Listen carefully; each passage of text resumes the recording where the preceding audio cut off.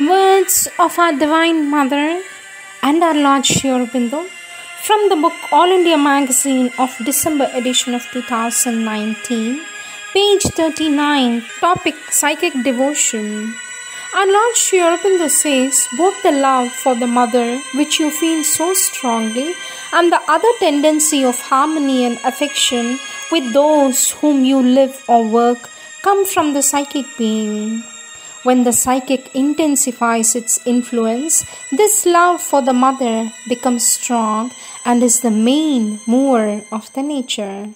But there is also a feeling of goodwill, harmony, kindness or affection towards others which also comes up and is not much personal as a result of the soul's inmost relation to all the souls who are the children of the mother. Our Lord Sri Aurobindo says there is no harm in this psychic feeling. On the contrary, it creates happiness and harmony. It is only the vital love between persons that has to be rejected because it draws away from full consecration to the divine. But this helps the growth of the soul into the mother's consciousness and helps the work and helps also the inner life to grow. Next subtopic, Psychic Bhakti. When the psychic being awakens, you grow conscious of your own soul. You know yourself and you no longer commit the mistake of identifying yourself with the mental or with the vital being. You do not mistake them for the soul. Secondly, when awakened, the psychic being gives true bhakti for God, for the Guru. That bhakti is quite different from mental or vital bhakti. Our Lord Sri Aurobindo says, in the mind, one may have admiration or appreciation for the intellectual greatness of the man or Guru, but it is merely mental. It does not carry the matter very far. Of course, there is no harm in having that also, but by itself it does not open the whole of the inner being. It only establishes a mental contact.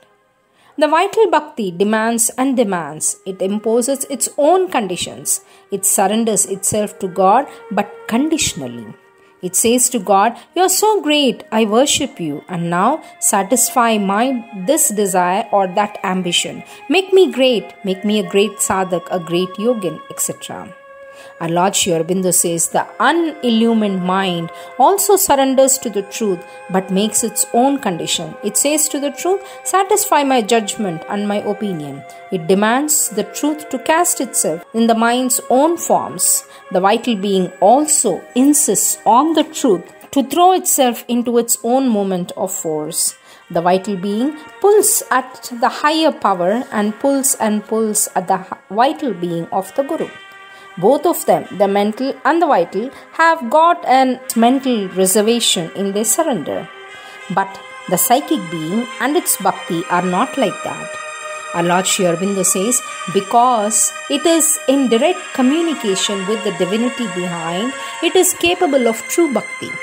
Psychic bhakti does not make any demand, makes no reservation. It is satisfied with its own existence. The psychic being knows how to obey the truth in the right way. It gives itself up truly to God or to Guru. And because it can give itself up truly, therefore it can also receive truly. Thirdly, when the psychic being comes to the surface, it feels sad when the mental or the vital being is making a fool of itself. That sadness is purity offended. When the mind is playing its own game or when the vital being is carried away by its own impulses, it is the psychic being which says, "I don't want these things. What am I here for? After all, I am here for the truth. I am not here for these things." Our Lord Sri Aurobindo says, psychic sadness is again different from the mental dissatisfaction or vital sadness or the physical depression. If the psychic being is strong, it makes itself felt on the mental or the vital being and forces them, compels them to change. But if it is weak, the other parts take advantage of it and use the psychic sadness to their own advantage. In some cases, the psychic being comes up to the surface and upsets the mental or the vital being and throws everything into disorder. But if the mind or the vital being is stronger than the psychic, then it casts only an occasional influence and gradually retires behind. All its cry is in the wilderness, and the mental or the vital being goes on in its own round. Lastly, the psychic being refuses to be deceived by appearances. It is not carried away by falsehood. It refuses to be depressed by falsehood, nor does it exaggerate the truth. For example, even if everything around says there is no God, the psychic being refuses to believe in it. It says, I know, and I know because I feel. And because it knows the thing behind, it is not deceived by appearances. It immediately feels the force. And also, when the psychic being is awakened, it throws out all the dross from the emotional being and makes it free from sentimentalism or the lower play of emotionalism. But it does not carry in it the dryness of the mind or the exaggeration of the vital feelings. It gives the just touch to each emotion. Next subtopic, psychic movements. What kind of feeling is that gets satisfaction and ananda only in seeing the mother? Our Lord Sri Aurobindo says it is psychic. What kind of feeling is that gets satisfaction and ananda only in remembering the mother? Psychic. What kind of feeling is that gives a wound in the heart on hearing anything against the mother? Our Lord says psychic. What kind of feeling is that makes one feel the mother's presence in the heart even though one is physically far from her? Our Lord says, psychic. How shall I be able to judge that I am in the full state of psychic love? Our Lord Sri Aurobindo says, by the absence of ego, by pure devotion, by submission and surrender to the divine. One sadhak says, for 2 days there was an intense love for the mother and for you.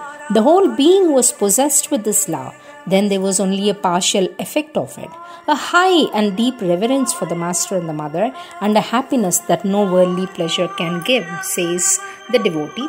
For this, our Lord Sri Aurobindo says, that was obviously psychic. Question. I often mark that when an inner love springs out for the divinity, tears follow. For this, Sri Aurobindo says, these are the psychic tears of devotion. Next topic, psychic approach. Question. How can I have pure bhakti for the mother? Our Lord Sri Aurobindo says, pure worship, adoration, love for the divine without any claim or demand is what is called Shuddha Bhakti.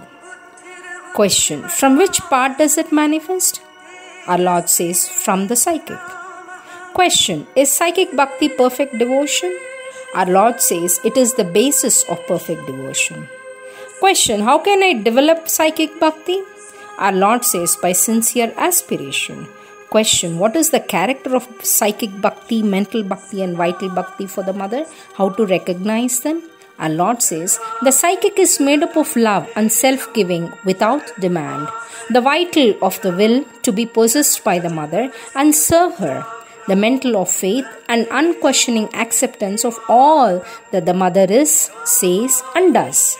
These, however, are outside signs. It is in an inner character, quite recognizable, but not to be put into words that they differ. Question. Is there no place for mental and vital devotion in this yoga? For this our Lord says, who says there is not? So long as it is a real devotion, all bhakti has a place. Next topic, psychic transformation. Our Lord Sri Aurobindo says the power of the concentration in the heart center is to open that center, and by the power of aspiration, love, bhakti, surrender, remove the veil which covers and conceals the soul and bring forward the soul or psychic being to govern the mind, life and body and turn and open them all fully to the divine, removing all that is opposed to that turning and opening. This is what is called in this yoga the psychic transformation. These are the words of our Lord Sri Aurobindo.